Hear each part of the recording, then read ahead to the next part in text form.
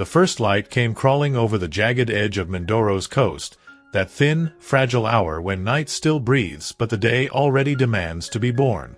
The sea was restless. It never truly slept here. It turned and rolled like some enormous lung drawing breath beneath the gray sky. From the shoreline, the houses looked half awake themselves, thin frames of bamboo stacked along the tide, curls of cookfire smoke clinging to their thatched roofs. Silvestre Ramos had been awake since before the roosters. Sleep meant dreams, and his dreams belonged to the water. He had spent 4 decades rowing over it, trusting it, fearing it, losing nearly everything to it.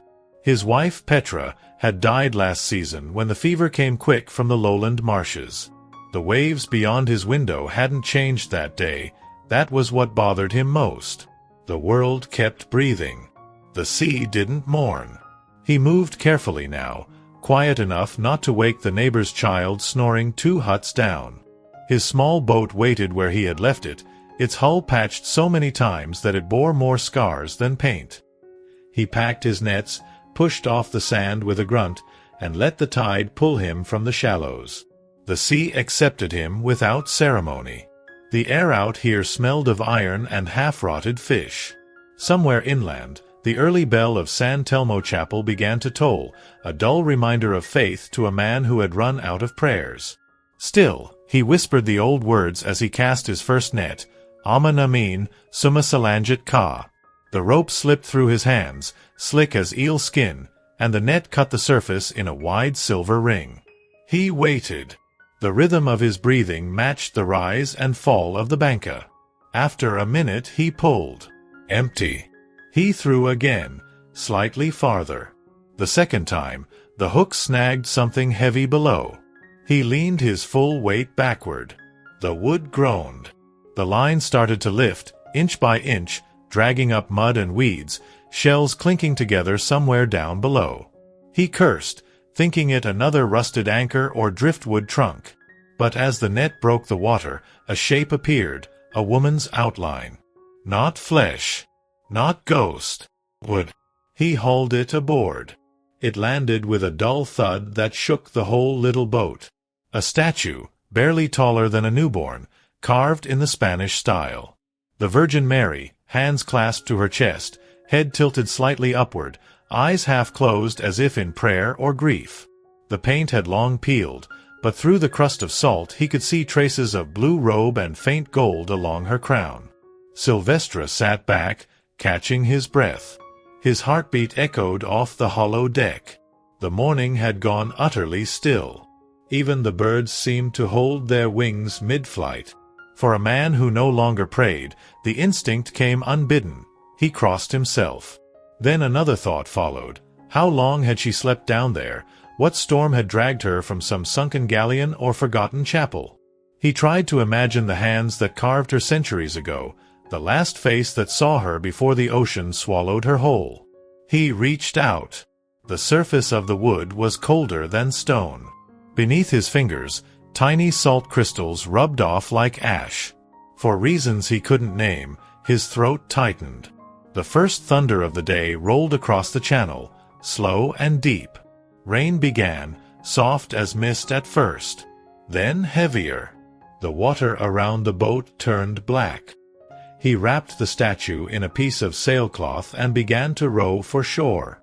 Each stroke felt heavier than the last, as though the sea resisted letting her leave. By the time he reached the beach, the rain had stopped as suddenly as it had begun. The sky above Punta Baja opened to a clean, startling blue. The villagers noticed him coming long before he landed. Fishermen abandoned their nets. Children shouted his name. Silvestre stepped onto the wet sand, the statue pressed to his chest. The older women came first, crossing themselves as they saw the familiar crown, the softened gaze. Someone whispered, "The Virgin of the Sea." The murmur spread like flame. Knee after knee touched the ground. He tried to explain. He had simply pulled her from his net. He didn't know where she came from, but no one listened. They were already praying. One man began ringing the chapel bell. Another fetched the priest from his midday meal. Within minutes, the entire coast buzzed with a joy he could neither share nor stop. The priest arrived, robe half-buttons undone, sweat glistening in the heat. When he saw the statue, his eyes widened. "The mother protects her children," he said, voice trembling. "She returns when we need her most." They carried the figure through the village on a fishing bench turned into a makeshift altar, flowers and palm leaves thrown around her feet. Silvestre followed, barefoot, holding his hat, unsure whether to feel proud or afraid. Inside the small chapel, candles were lit until wax puddled over the floor. Hymns rose from cracked throats and used to song. The Virgin, his Virgin, the Sea's Virgin, was set high beside San Telmo. Shadows of flame flickered across her sea-worn face, and for one instant Silvestre thought he saw moisture glisten at the corner of her carved eye. When the service ended, crowds refused to leave. Some kissed his hands as if he were chosen. Children rubbed their fingers against his sleeve for luck. He could not bear it. Before dusk he slipped away, climbing the narrow path to his hut at the edge of the trees. That night the ocean turned quiet again, too quiet. He sat outside with his pipe unlit, watching lightning crawl far offshore. Each flash revealed waves moving in strange rhythm, as if something below were stirring, slow and deliberate. He thought of the statue sitting now behind locked chapel doors, the rainwater still drying along her robe. He thought of Petra's rosary still hanging by their bed. And in that uneasy silence between thunder, a single thought refused to leave him. The sea does not give, it takes back in time. Faith, once lifted from the deep, never stays still. Sometimes it waits for the hands that would throw it back. The morning after the discovery arrived bright and sharp, the kind of tropical dawn that hides nothing. The sun spilled gold across Punta Baja, chasing mist out of the mangrove edges and painting the church bell tower in fierce light. From far off came the hum of voices, singing, laughing, praying. The word milagro traveled faster than the wind. Silvestre Ramos woke to the sound of footsteps outside his hut and whispering through the thin bamboo walls. He didn't remember inviting anyone, yet half the village seemed already in his yard. Women carried bunches of sampaguita blossoms. Old fishermen brought bundles of candles and palm fronds. All wanted to touch him, the man who had drawn the Virgin from the pitiless sea. He stepped outside barefoot, still half asleep, the smell of salt thick in his lungs. Faces turned toward him as though he were some reluctant prophet. "Where did you find her?" one woman asked. "In the deep water, ma'am, by accident." They smiled at the word accident as if it were impossible. They needed miracles more than explanations. The priest appeared soon after, robes hastily thrown over his cassock, sweat streaking his temples. The sea's humidity clung to every surface, even to his breath. "We will bring her to the chapel today," he said. "Just until we prepare a shrine. I want you there, Silvestre." He nodded quietly but felt hollow inside. He had not eaten. Every thought still belonged to yesterday's storm. By mid-afternoon, a procession wound through the streets. Drums fashioned from fish barrels echoed against the walls. Sailors carried the statue high upon a wooden board covered with flowers. The Virgin's faint smile seemed to gleam brighter than any paint had a right to. Children tossed rice into the air. Women knelt in the dust. Inside San Telmo Chapel the air was suffocating, heavy with candle smoke and incense. The walls, darkened by decades of salt and time, resonated under hymns louder than the old bells had heard in years. When the priest placed the statue on the altar, a single beam of light broke through the high window and rested directly on her face. The people gasped. Silvestre's stomach tightened. He wanted to believe it was coincidence, the angle of the afternoon sun, but even he felt something tremble in the quiet that followed. For hours afterward the villagers refused to leave. They whispered stories, inventing origins already.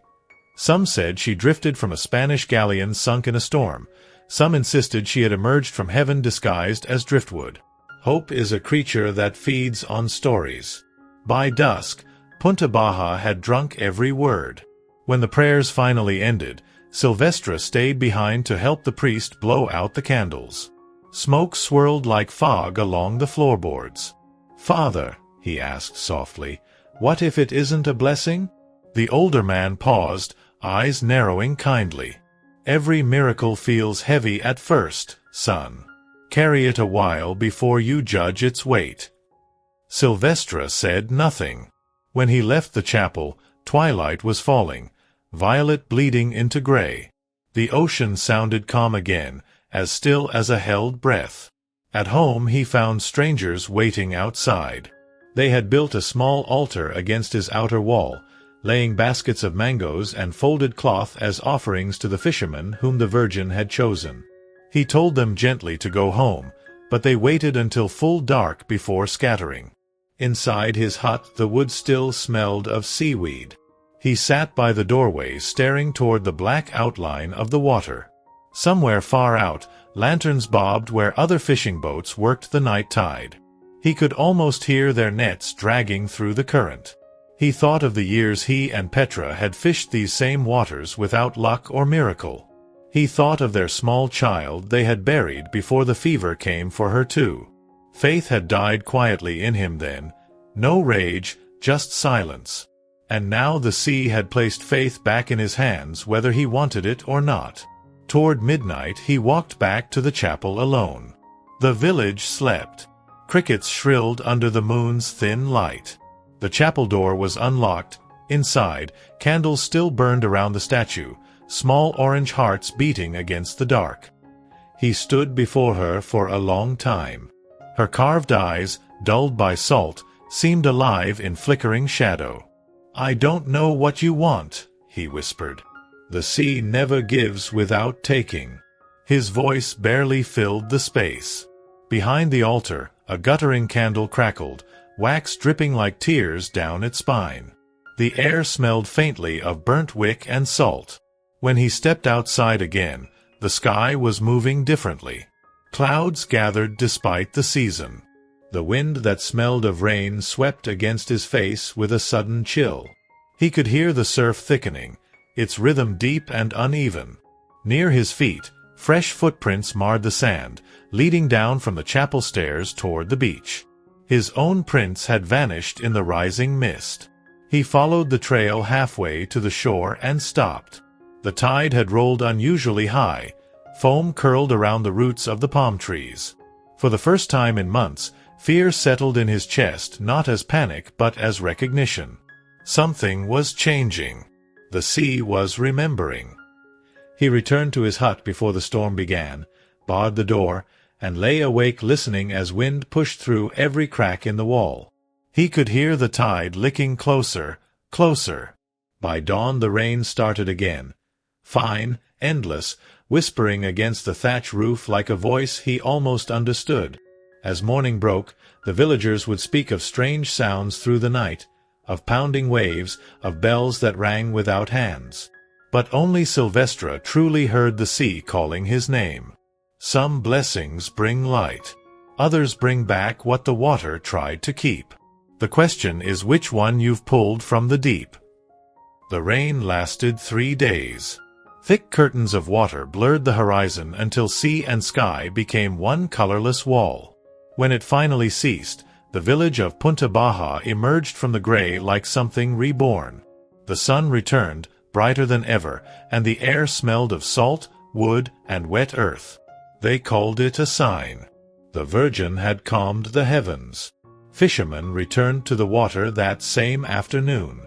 Their nets came back heavy, not just with fish, but with a kind of joy the town had long forgotten. The people had lived through years of uncertain catch and failed harvests. The ocean, once moody and violent, now sparkled with impossible peace. Boats skimmed over glass-smooth water, and each evening they docked to songs of gratitude. But Silvestre's nets remained empty.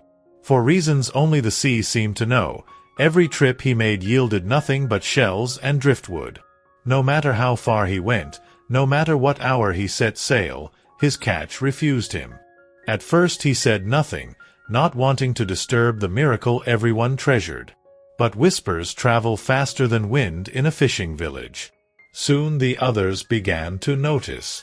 Some said the Virgin was testing him. Others murmured that he had touched her with unclean hands. Every superstition bloomed like rot beneath the tide of faith. Children stopped visiting his hut. At the market, men who once shared rice wine with him now turned their backs.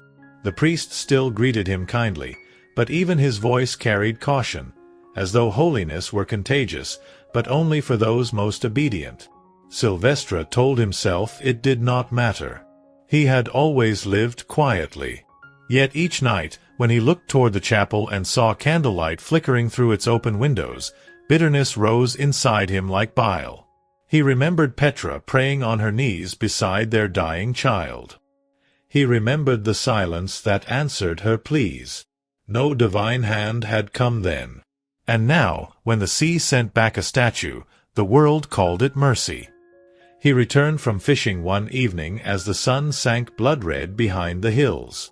The bay lay still, unnaturally still, the sort of calm that warns more than comforts. He dragged his empty net onto the sand and sat watching the water. Tiny reflections of chapel candles danced in the waves, like eyes blinking in the dark. A little boy approached, barefoot in the tide foam. "Mr. Silvestre," he said softly, "Mama says the Virgin smiles more when people bring her fish. Maybe she wants yours."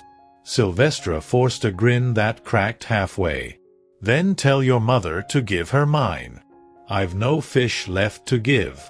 The boy hesitated, looked at the lonely boat, then ran back toward the lights of the village. Alone again, Silvestre felt a strange pressure behind his ribs, as though the entire weight of the sea pressed inward, not from outside but from within him. He picked up a small stone and hurled it uselessly into the surf. The water swallowed it without sound. That night, the dream returned. He floated between darkness and depth. The Virgin hovered below him, veil drifting like sea grass. Her eyes were open this time, mouth moving, words bubbling through the water, too distorted to understand. Around them, hundreds of fish circled, not swimming freely, but motionless, like a living wall. One brushed against his arm. It was cold and rigid as stone.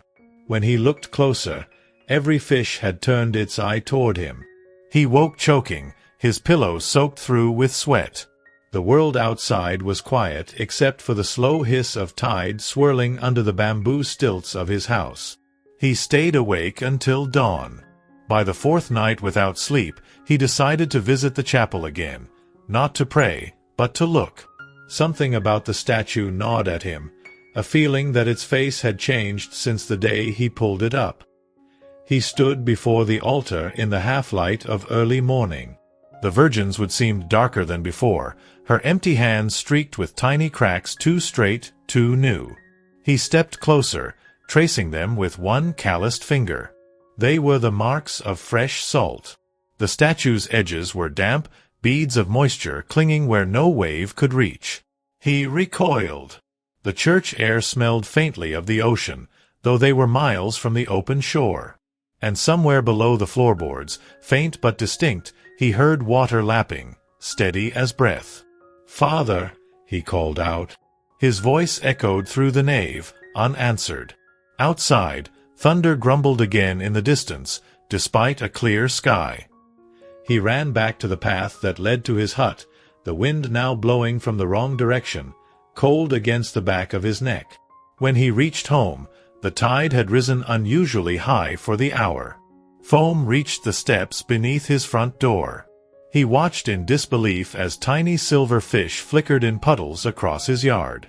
They gasped once before going still, glittering like misplaced stars on the ground.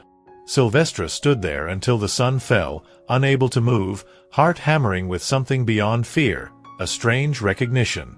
The sea was still blessing others. But for him, it no longer slept. When grace chooses everyone around you but spares your soul, what would you call it? A miracle or a warning? The following weeks unfolded in deceptive calm. The villagers called it paradise. Each sunrise painted the bay in a quiet, endless sheen of silver. There were no winds, no storms, no wreckage. The fishermen spoke of blessings beyond measure. Women hung rosaries from their balconies. Children bathed in the shallow waters, laughing under the forgiving sun. Silvestre Ramos watched them all with a chest hollowed by unease. He hadn't gone to sea in days. His nets remained dry, coiled beside the oars like dead snakes. There was nothing left to sell, yet hunger bothered him less than the feeling that the ocean itself was holding its breath. He listened to the waves each dusk and swore they no longer sounded right. No rhythm, no pulse. The sea had always been alive, unpredictable, but now it lay motionless as glass, staring back at him with a patience that terrified. The statue remained in the chapel, heavily adorned. Women spent their afternoons polishing her faded robe. Men donated lumber to expand the altar. Fresh flowers arrived every morning from the hills. And yet, in the middle of such devotion, the air seemed thick with something unsaid, a gratitude too perfect, too forced, as if no one wanted to blink, fearful the peace might shatter. Every night, Silvestre couldn't help noticing lights burning at strange hours inside the chapel. Some said the priest prayed through the night. Others claimed pilgrims sneaked in with private petitions. But one night, when the hour was near midnight, he saw the flame through the windows flare too bright, then vanish all at once, like breath blown against glass.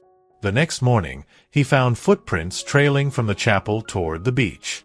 Small, bare, and unmistakably human, though no one in the village admitted to leaving their homes that night. He tried to convince himself he was imagining things. The sea played tricks on solitude. Still, every gust of wind through his hut sounded like whispering. His name, repeated softly, drawn out by the tide. By the third week of calm, something inside him fractured. He decided to act. That morning, he dressed carefully. The same coarse cotton trousers he used for fishing, Petra's rosary around his wrist. He told no one where he was going. The path to the chapel was empty under the rising sun. When he reached the door, it opened without effort, unlatched as if waiting. The air inside hit him at once. Not warm, not cold, but wet. Dampness clung to stone and wooden pews. The smell of the sea, thick and invasive, hung heavy even in the rafters. His boots squelched against water pooling along the cracks in the floorboards. And at the altar, there she stood, the Virgin, her carved eyes staring into the light of a dozen flickering candles. Drops of moisture rolled down her cheeks. For a heartbeat, it looked disturbingly like tears. He approached slowly, voice shaking. "Mother," he whispered, "what have I done to make you cry?" The chapel door slammed behind him as sudden wind funneled through the building. Candles flickered crazily. He reached out, steadied himself against the base of the holy figure, and froze. The wood was slick with salt water. Beneath his palm, tiny trickles ran downward from the folds of her robe as though the ocean still bled through her. He stumbled back. His breathing came hard, shallow. The floor beneath him felt faintly alive, faintly shifting, like a deck on water. Then everything stilled. From outside came a distant roar, long and low, like the exhale of a sleeping giant. He rushed out. The villagers were gathering on the beach, faces upturned. Far on the horizon, a dark line stretched across the sky, storm clouds massing, serpentine and vast, and yet the wind remained dead. No one moved. Some whispered prayers. Others crossed themselves silently, eyes fixed on the horizon. The sea remained lethally calm, yet that black wall of sky seemed to crawl toward them. And then, nothing. No thunder. The clouds stalled halfway across the channel, hovering unmoving for hours before melting back into the afternoon haze. By dusk, everyone called it a miracle, another sign of protection from the Holy Mother. Silvestre could only stare at the horizon until sweat cooled against his back. Every instinct in his body screamed that it wasn't protection, it was waiting. The priest placed a hand on his shoulder, smiling gently. "You see, my son? She guards us still." Silvestre swallowed before answering, "Or spares us for now." That night, in his hut, the sound returned, faint creaking on the bamboo floor, as though someone were walking barefoot inside. He lit his lamp quickly, scanning the corners. Nothing. A trickle of seawater glistened beneath the window, as if drawn by invisible hands. He stepped closer. The tide wasn't high enough to reach this far. He knelt, touched the trail with cautious fingers, and found a tiny shape resting in it, a single scale, like from a dried fish, shimmering pale in the lamplight. He dropped it instantly. His lamp flickered once and went dark. In the silence that followed, the distant chapel bell began to toll on its own, soft, uneven, as though something heavy below the floor was moving in rhythm with its clapper. Silvestre sat motionless in the dark, each strike counting an invisible truth against his chest. Faith asks what you can give. Fear asks what it will take. When both rise from the same sea, which one do you answer? The bell of San Telmo rang all through that Sunday morning. Its echo rolled across the bay, carrying over still water and awakening every soul in Punta Baja. Word had spread that the Virgin would be carried through the streets for the first time since her arrival, a procession of gratitude for calm seas and full baskets. People came from far villages, bringing flowers, candles, even roosters to offer. By mid-afternoon, the air buzzed with excitement. Sailcloths were stretched across the main road to shield the heat. Women arranged garlands of hibiscus and yellow cassia. The fishermen donned their formal shirts, those kept for burial or marriage. On every doorway hung ribbons of white and blue, the colors of the Virgin. Silvestre watched from the edge of the crowd. His hut overlooked the slope where the dirt trail curved toward the chapel, and from there, the town looked like a fever dream. Smoke rising from cooking fires, the glint of glass beads, children smudged with candle wax. The endless hymns made him dizzy. He hadn't stepped inside the chapel since that strange morning, since the tears of salt on wood. The memory stayed anchored in his mind, heavier than guilt. Yet now, as the singing swelled and the procession began, he felt drawn to it, helplessly. The statue emerged through the door carried by 8 young men. Her polished surface glowed under the sun, the carved folds of her robe shimmering faintly as though damp. The priest, walking behind, raised an incense burner that cast threads of smoke curling through the air, its scent mixed with the sea breeze, sweet but suffocating. As they moved, voices rose, a chant that seemed to shake the ground itself. Dios te salve, Maria, Lina iris de gracia. Every step the bearers took, the crowd surged with them. People reached out to touch the hem of the platform, crying, fainting, shouting promises of devotion. It was no longer a festival. It was hysteria disguised as worship. Silvestre felt his heart twist. He should have been proud, but pride vanished under the weight of something darker. None of these people had seen what he'd seen, the chapel floor wet with seawater, the statue's weeping face, the sound in the night. What if this devotion was misplaced? What if what they carried wasn't saving them, but watching them? The chant climbed louder, and then the strangest thing happened. As the statue passed before his hut, a sudden silence fell, just for an instant, sharp and absolute. The air flattened. The waves, which had been lapping softly against the shore, pulled back in eerie unison, receding several meters as though the sea itself were swallowing its breath. Birds stopped singing. Every soul turned to look toward the water. The silence was thinner than glass.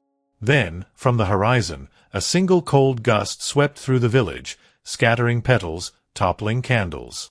Yet not a drop of rain followed. The villagers gasped but soon turned their fear into cheers. "A sign of her power," they cried. "The mother tames the wind." The procession continued. Silvestre could not move.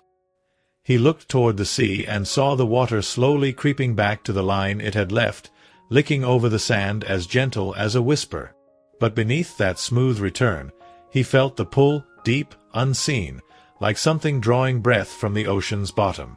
That night, when the drums fell silent and the torches burned out, the village slept in divine satisfaction. The Virgin had once again proven her strength. But Silvestre stayed awake. The air was too warm, heavy, unmoving. The smell of the sea seeped into his walls. He stepped outside. Darkness covered the beach, yet the tide shimmered faintly under starlight. The reflection of the moon trembled on the water, fractured by slow ripples that did not match the calm air. Then he saw it, something drifting close to shore. At first he thought it debris from the celebration, but as it neared, he froze. It was a bouquet of flowers, the same hibiscus garlands used to adorn the Virgin. Strings of them, moving together, perfectly straight as if pulled by a single hand beneath the surface. They came to rest at his feet on the sand, still wet, their scent almost metallic. He stepped back. Farther out, more colors danced in the dark. Ribbons, candles, pieces of floating wax, all the offerings from that afternoon's parade, returning slowly one by one, washed back by a tide that had not yet turned. The pinprick lights spread wider every minute, until the bay looked like a drowned altar. From somewhere behind him, he heard faint bells again, though he knew the chapel steeple held only one bronze tongue. He turned. No glow from the hill. Only silence and the smell of incense, heavy as before. When dawn came, Punta Baja found the shore covered with their own offerings. Every flower, every ribbon, every candle, all returned by the sea during the night. The priest called it a sign of generosity. The Virgin shares her blessings, returning what we gave purified.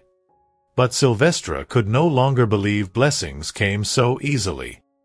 He walked down to the water's edge, bent to pick a single red hibiscus half buried in wet sand, and saw something entangled in its stem, a strand of fishing net, his own, torn from his boat weeks before. He stared at it until his hands began to shake. The sea had started giving things back in order. Every miracle repeats itself until someone listens. The question is, what if the one meant to hear keeps his ears closed? By the time another week passed, Punta Baja no longer spoke of the Virgin's return with joy, but with reverence laced in caution. The villagers had stopped swimming near the reef. Children played farther inland. Even the elders, who had sung unceasing hymns, grew quieter at night. They said the sea had become jealous, too still, too clear, too watchful. The catch remained abundant, yet fishermen whispered of strange things pulled from their nets, rosaries knotted in seaweed, tiny wax figurines, wooden crucifixes blackened as if burned. Always holy objects, never the ordinary debris of storms. And every story ended the same. When hauled to shore, the evidence was gone, either dissolved or soaked beyond recognition, as though the ocean refused proof. Silvestre Ramos watched these happenings from the edge of the crowd, a man halfway between witness and suspect. The townsfolk treated him politely but from a distance. They owed him gratitude, yes, but gratitude is fickle when fear takes root. Mothers began to usher their children away when he passed. The priest's eyes, once friendly, now searched his face for something unseen. That night, Silvestre dreamed again. He was back in his banca, drifting under a sky without stars. The water shone pale and green, clear enough to see straight into its heart. Deep below, the Virgin statue stood upright on the seabed, not wooden now, but living stone, immense, her dress rippling like current. Around her knelt shapes half human, half dissolved in sand, their heads bowed. Then one raised its face. Petra. Her eyes were the same, her lips forming words he could never hear. When he reached toward her, she lifted a hand and pointed upward. Silvestre followed her gesture and saw, far above, himself, bent over the boat, holding the same statue, dragging it once more from the deep. Only this time its eyes were open. He woke with a violent jerk, choking on air thick with humidity. The sound of the tide pressed against the stilts of his house like a giant exhaling. He stumbled outside. The beach glowed in sleepy moonlight, the kind that bleaches everything to silver. The waterline was higher than it should be. His boat, anchored on dry sand earlier that evening, now floated ankle-deep in rushing foam. He waded closer. The sea felt warm, almost fevered. Within its surface, he saw brief glints, tiny sparks separating from the darkness, moving beneath like stars mirrored below instead of above. When he knelt, he realized they weren't stars at all. Fish. Hundreds of them, swimming in perfect circles just offshore, their pale bellies flashing as they moved around an invisible center. "What do you want from me?" he said aloud. The words carried nowhere. Behind him, the chapel bell rang once. Just once. Flat and broken. He looked toward the hill and saw the faintest candlelight flicker in the open church window despite the late hour. A moment later, it went out, smothered by unseen wind. His heartbeat thundered in his ears. He ran back to his hut, slammed the door, and waited for dawn. But the sound of the fish moving in circles lasted the entire night, a whispering, sliding noise that grew fainter only when the first chickens crowed. When morning finally came, he noticed the floor of his hut damp again. Salt streaked the bamboo planks. Outside, footprints marked by bare, narrow feet led from the shoreline up to his door, and stopped there. Not one step farther. He told no one. The day carried on with deceptive normalcy. Kids ran errands, traders haggled at the pier, the priest prepared another evening Massachusetts. But Sylvestra saw their smiles thin as dusk approached. The weather had stopped changing altogether. The same pastel sky, the same breathless air, only the smell of salt seemed stronger each day. By nightfall, he visited the chapel once more. Candles burned low, puddles of wax spreading like melted skin. The statue was there, framed in gold cloth and garlands, her expression unchanged yet heavier, as if weighed by awareness. He dropped to one knee, exhausted more than devout. "Tell me," he whispered, "what am I to do with you? What do you want of me?" The silence thickened around him, but then he realized it wasn't silence. It was water. The faint, rhythmic trickle of drops hitting stone. He turned toward the sound. At the base of the altar, from a crack invisible before, seawater seeped through, clear and unstoppable. He stepped back, heart racing. The Virgin's carved eyes seemed to shimmer in the moving light. He ran. By the time he reached the outside steps, the priest was there, holding a lantern. "Sylvestra! What is it? Why are you shouting?" "The sea," Sylvestra panted. "It's inside. The floor, it's bleeding salt." The priest frowned, brushed past him into the dark chapel. Moments later his voice called out calmly, almost pitying, "There's nothing here, son. Only dust." Sylvestra stared at the door, unable to follow. When the priest returned, his hands were dry, his expression concerned. "You must rest. You've carried much on those shoulders. Go home. Dream clean dreams tonight." But that night, the dream wasn't clean. He saw the village again, drowned under clear water. Sunlight pierced through, rippling across roof beams and statues. From the depths, he watched candles still burning underwater, flames dancing upside down. And through the quiet, Petra's voice at last reached him, whispering only one thing: "Throw her back." He woke crying, the taste of salt on his tongue. Outside, before dawn broke, he made his decision. He would obey. When prayer answers you in your wife's voice, you cannot pretend it was never yours. The sea had called once, and now so did the dead. Long before sunrise, when even the roosters were still silent, Silvestre Ramos rose from bed.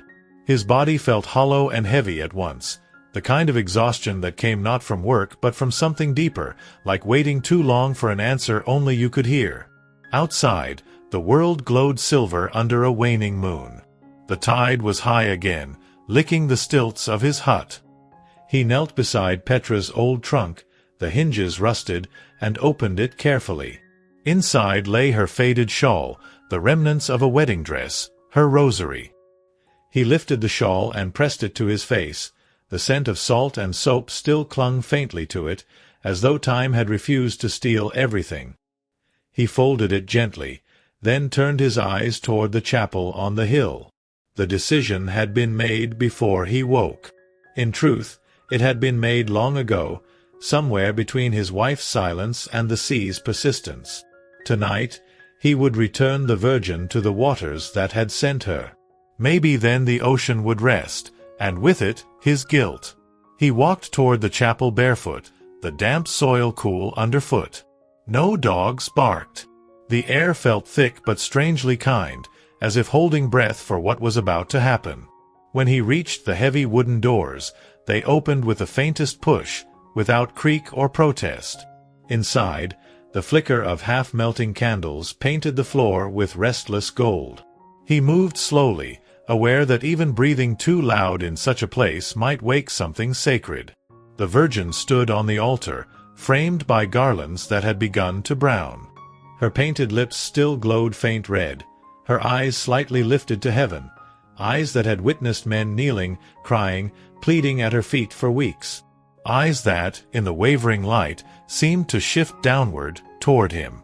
He hesitated, palms sweating. "Forgive me," he whispered. "This village believes you belong here. But the sea says otherwise." He touched her base. The wood was wet again, not with condensation, but with fresh living moisture seeping through. The salt smell struck his throat, sharp enough to sting his eyes. There was no need for further proof. With trembling arms, he lifted the statue. Despite her small size, she weighed as much as grief itself. He wrapped Petra's shawl around her form, careful not to let her face disappear entirely under the cloth, and carried her into the pale pre-dawn. The path to the shore was empty, only the endless whisper of waves ahead. Each footstep sank into cold sand. Every few strides he stopped and looked behind, half expecting someone to follow, or for bells to sound. But the village slept in perfect ignorance. At the waterline, he placed the statue gently on the sand and untied his small banca. The sea was calm, eerily so. No wind, no sound but the hush of distance. He hoisted the figure aboard and pushed off.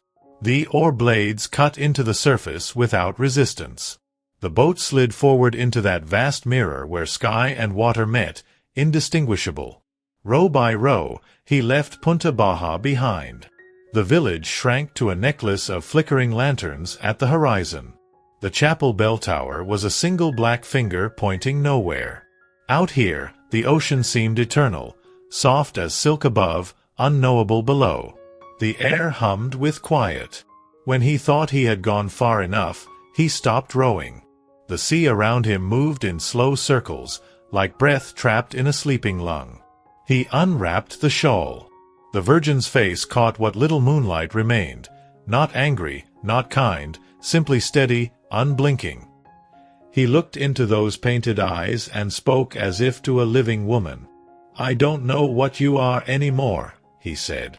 "But if you came from the sea, then you must return to it. I cannot hold what I don't understand." He lowered her over the edge, letting the cold bite his arms.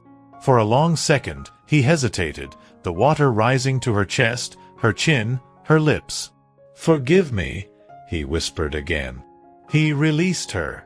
The statue sank slowly, peacefully, not spinning, not tumbling, but descending straight as if guided by unseen hands.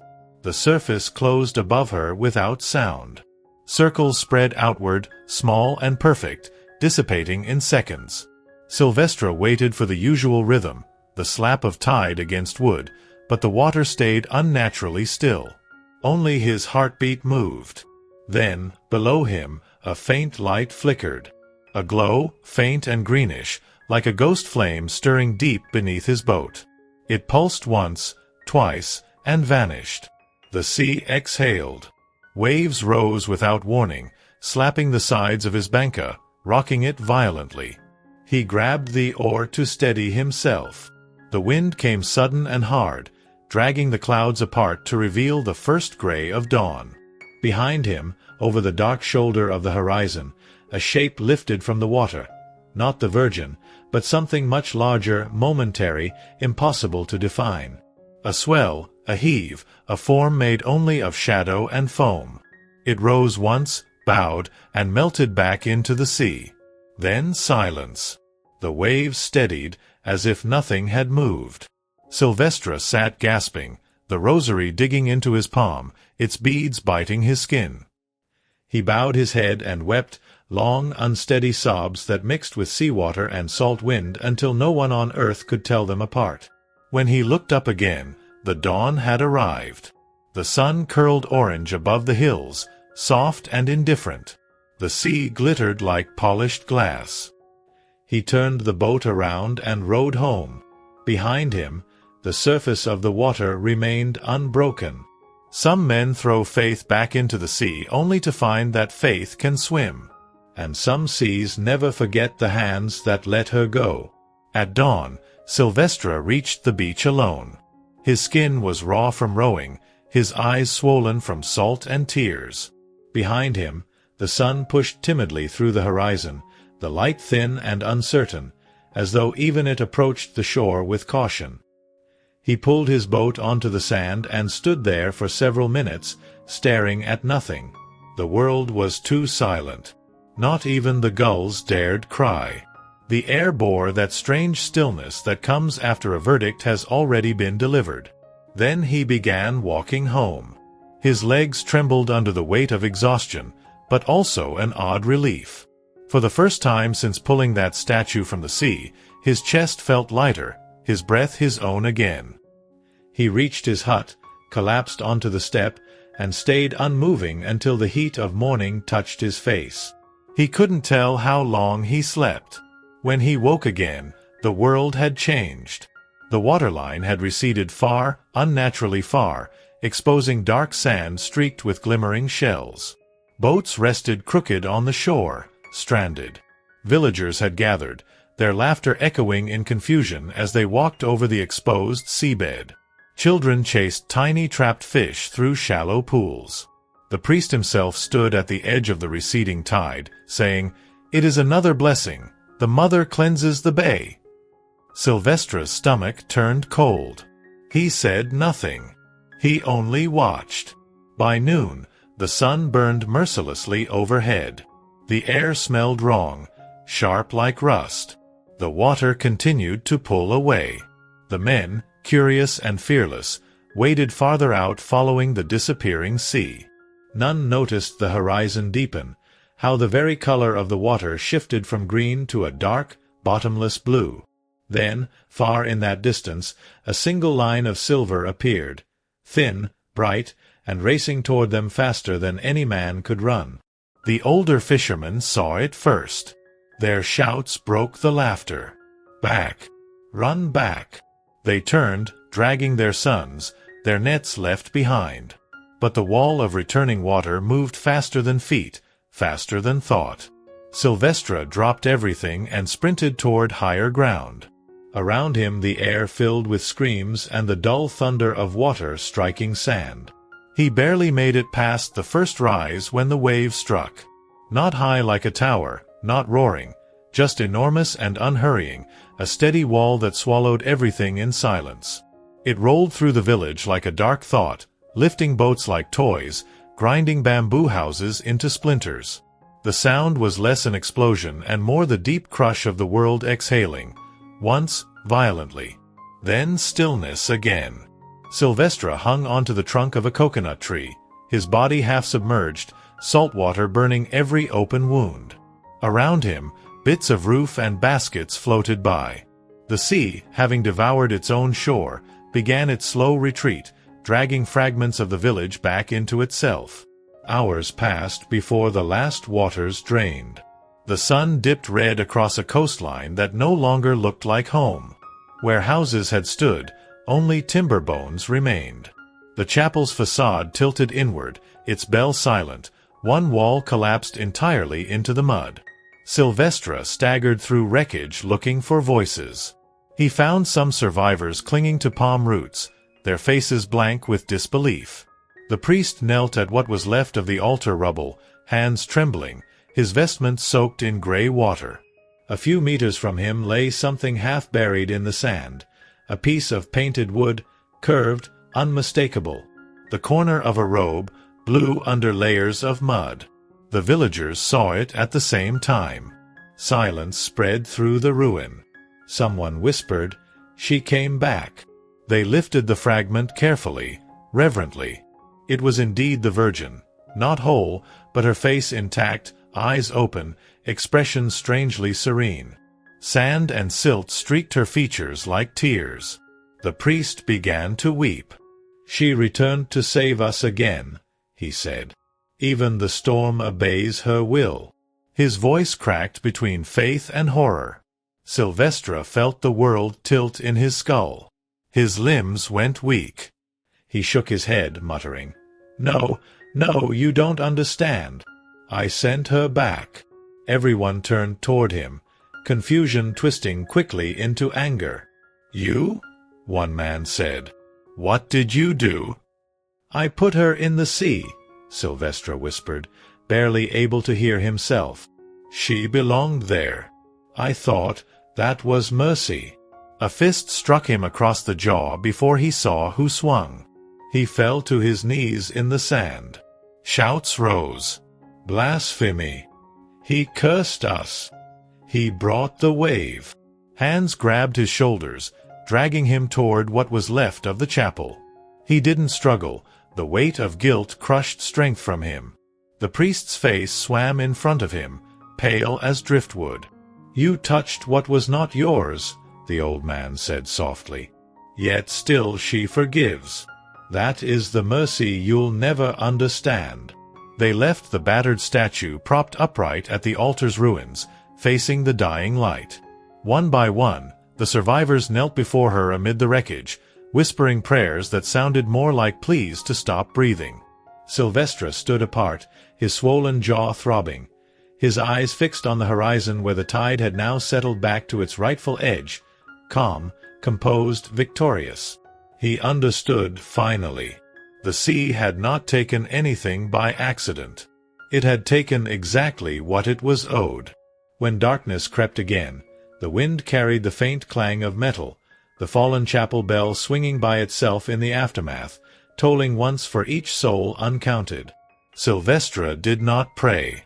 He only whispered to the emptiness, "You came back." Sometimes faith returns not to be worshipped, but to be witnessed. And what the sea claims, it never truly gives. The storm had taken a third of Punta Baja, and what remained moved like ghosts through mud. No one spoke loudly anymore. Even the surviving roosters crowed shyly at dawn, as if ashamed of their own noise. Days passed with no laughter, no singing, only the wet grind of rebuilding.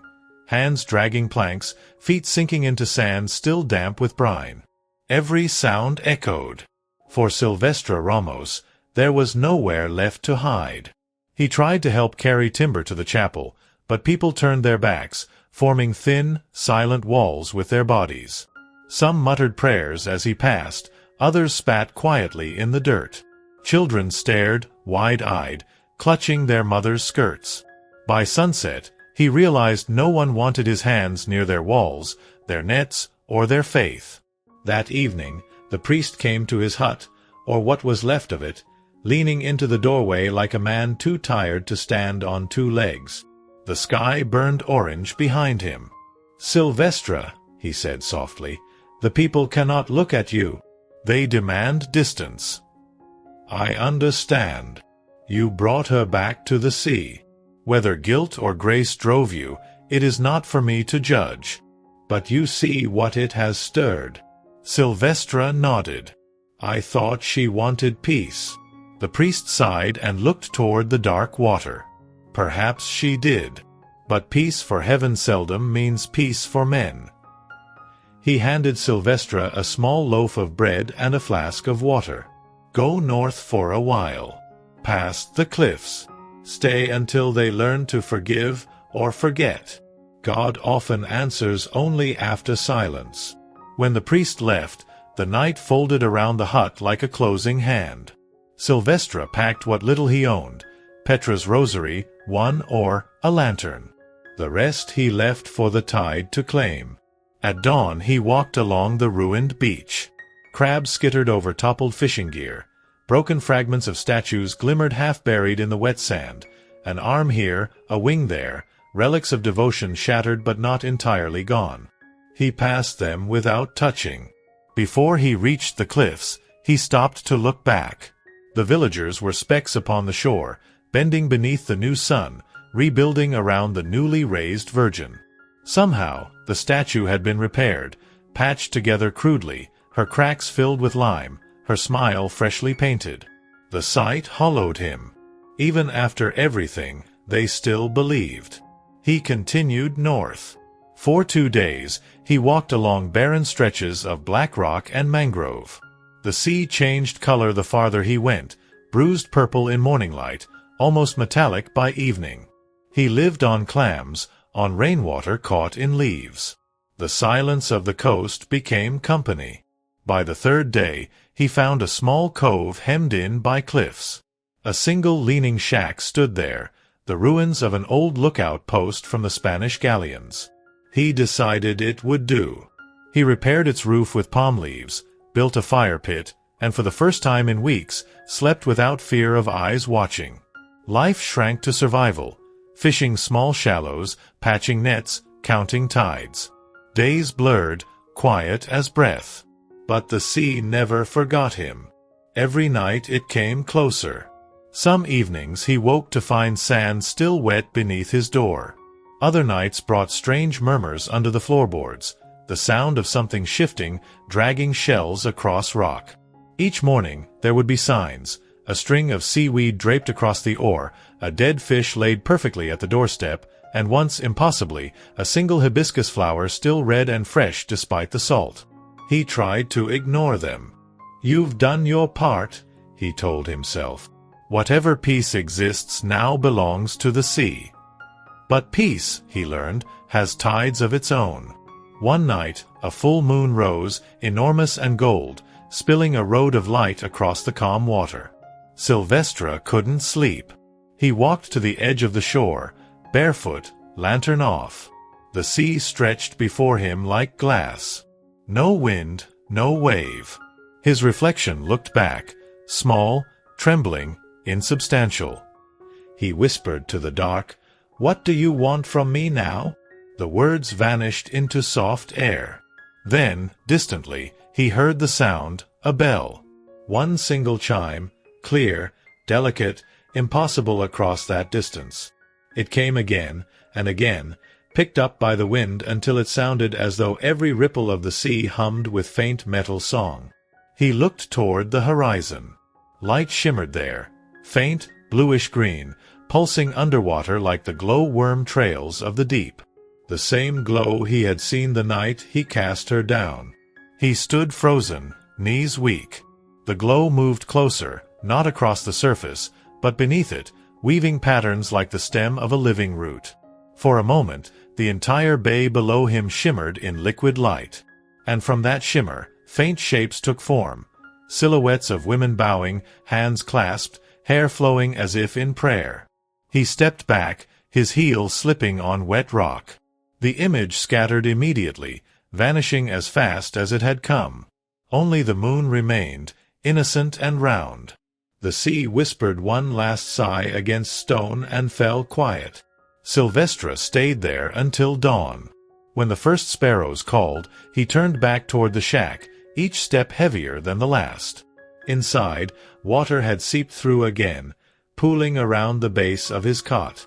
In the center of that pool lay a small piece of driftwood carved crudely by the waves into a familiar curve, the edge of a woman's veil. He dropped to his knees. His throat closed around breath that did not come. The sea had never forgiven. It only waited. Exile never hides a man from faith. It only teaches him that faith, like the tide, always knows where you sleep. The morning broke slow and heavy, clouds swollen and unmoving above the cliffs of the cove. The air pressed against Silvestre Ramos like a wet cloth. Every tide since the night of the glowing sea had crept closer, more insistent, as if the ocean itself were searching for him. He hadn't slept in 3 nights. The restless hum of water filled his skull even when he closed his eyes. He tried praying again, old words that once belonged to his father's mouth, but they came out empty, stripped of meaning, like hollow net lines cast into a dead tide. By noon the horizon darkened. A low thunder stitched itself across the sky. Silvestre stepped outside and saw the sea trembling under an invisible weight. The color had changed. It was no longer blue or gray, but the same green-black he'd seen when the statue first appeared through his net. Light came from within the waves now, soft and unholy, like distant candles beneath water. He knew. The sea had come to finish what he began. He took Petra's rosary from his wrist and held it tight in his fist. The wood felt hot, almost pulsing, as though it still remembered her hands. "If there's forgiveness to be had," he murmured, "then let it be mine to pay." He walked toward the waterline, the sand sucking at his feet. Each step drew him farther into memories, the coffin rocking on the waves, the statue's glassy eyes, the villagers kneeling in blind awe. Every choice carried to this single edge, this single breath. The wind stiffened. Foam climbed his ankles. The first drops of rain struck, heavy and warm. Behind him, lightning cracked open the sky, revealing white cliffs like bones of the world. The entire horizon pulsed alive for one heartbeat, then fell dark again. He kept walking until the sea reached his waist.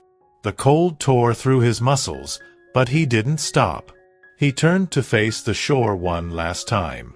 The faint ruin of the chapel could be seen in silhouette far down the curve of the coast, a lonely tooth of stone. "Petra," he said quietly, "I'm coming." He reached the deepest part his feet could still touch and waited. For a moment, utter silence, no wave, no thunder, no wind. The sea around him smoothed to perfect glass. Then a swell began to rise, slow and deliberate, a single motion that felt less like water and more like breath. From its heart bloomed pale green light, spiraling upward, and with it came the shadow of a figure, familiar in form but vast beyond measure. The Virgin. Not wood now, but water and light. She stood within the wave itself, her arms open, her face carved by motion. Her presence was neither kind nor cruel. It was inevitable. Silvestre dropped to his knees, the tide rising to his chest. "Mother," he whispered, voice drowned by the wind, "I tried to set you free." The wave leaned closer, a wall of translucent motion inches from swallowing him whole. For an instant he saw her expression shift, less the Virgin's calm, more Petra's quiet sorrow. The same gaze she'd given him the night she coughed her last breath. He smiled weakly through tears. "Then let me come home." The sea moved. No crash, no roar.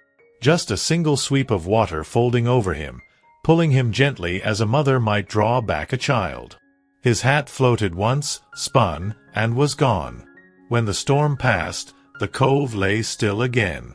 The boat drifted crooked, half full of rainwater. Along the beach, the waves left behind small pieces of driftwood, smoothed and pale.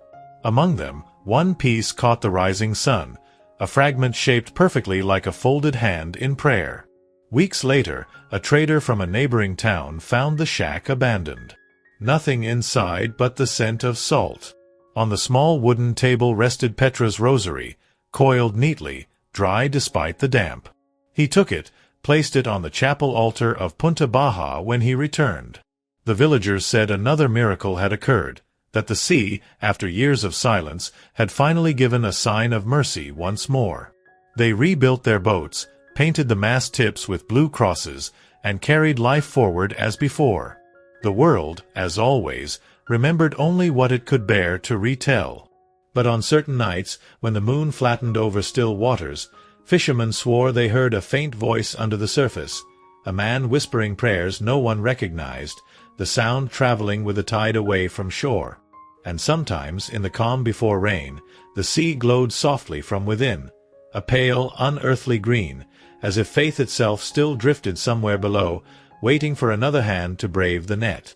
Faith is not found in miracles or statues. It sleeps in the spaces we're too afraid to touch, between guilt and grace, between what the sea takes and what it returns. And sometimes, when the tide is still enough, you can hear it breathing.